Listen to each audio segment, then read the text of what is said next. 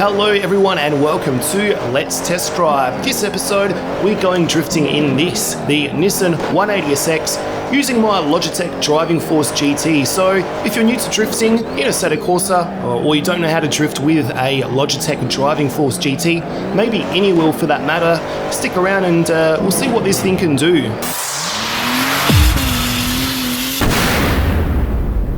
Now, just as a bit of background, when I first picked up Assetto Corsa, I did attempt to drift and failed miserably. I couldn't hold a slide. I'd either spin it near instantly. I even thought maybe the wheel wasn't good enough for drifting, so I pretty much just left it at that and ended up just giving up. So fast forward to now, and I decided to attempt drifting one more time.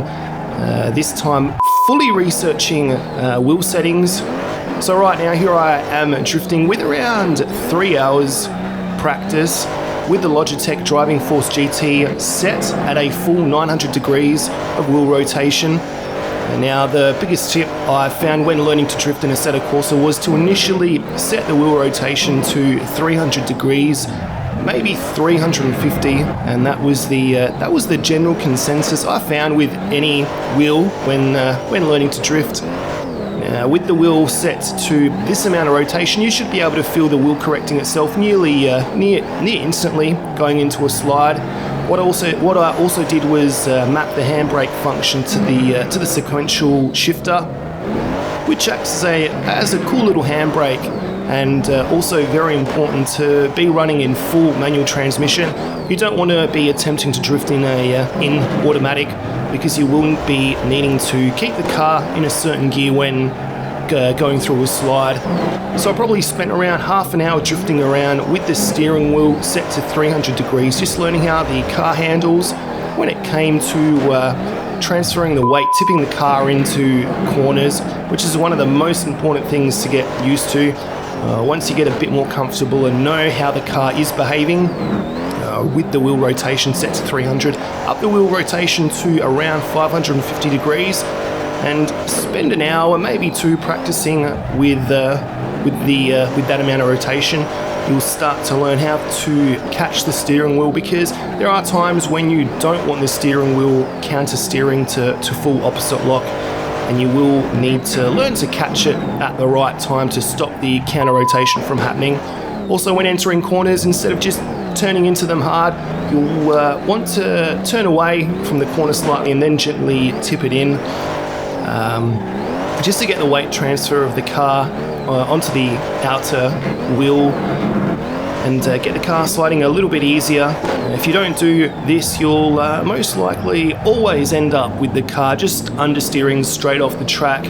As for my settings, I'll leave all the details in the description box below, and these are the settings I run both when drifting and racing, so I don't have two settings I need to be switching between constantly. It's a one-size-fits-all setting.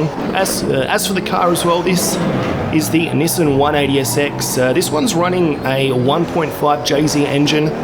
How awesome does this thing sound? I'll leave the details in the description below, as it isn't official content, but does come as a free download. As for the car settings, I'm running it with the default settings. I've got the turbo set at 60% just by pressing 6 on the keyboard. This car having on-the-fly adjustable boost pressure, and I felt running the car on 100% boost pressure wasn't optimum to control a drift, as it felt too laggy and it would just hit the limiter too easily, even with the slightest bit of throttle. Next up, let's jump into the Bmw M3 E92 Drift on one of Assetto Corsa's special events, Clouds of Smoke. Be sure to change the tyres to road tyres, as you don't want to be drifting around on slicks in any car. Now again, if you're learning to drift, I would definitely suggest learning on this special event with this car. There is a little oval section in the middle of the track that is optimum to use if you're learning. Stay away from the 180SX when you're starting to learn, because it is turbo and it is quite laggy, and this BMW has near instant torque, and it's much easier to learn on. So once you get used to drifting with 550 degrees of steering rotation up to the full 900 degrees, you will need to start learning how to, the car handles again, but you should be able to, you should be a lot better now than your first attempt with the 900 degree steering wheel rotation. And from here on in, it's pretty much just practice. Unfortunately for me though, when I got to this level and could do switchbacks quite easily, I started getting a bit of nausea and motion sickness, which kind of sucks because I've never had it with any other game, and I'm assuming it's because of the horizon moving so fast back and forth during drifting, especially during switchbacks. So for now, I'm going to be taking a break from drifting, taking some motion sickness tablets, and hoping it'll eventually go away. So there you have it, a few tips if you're learning to drift in Assetto Corsa. Hopefully this gives hope to all the Driving Force GT users out there, as I haven't found a video with anyone drifting with using the full 900 degrees of rotation.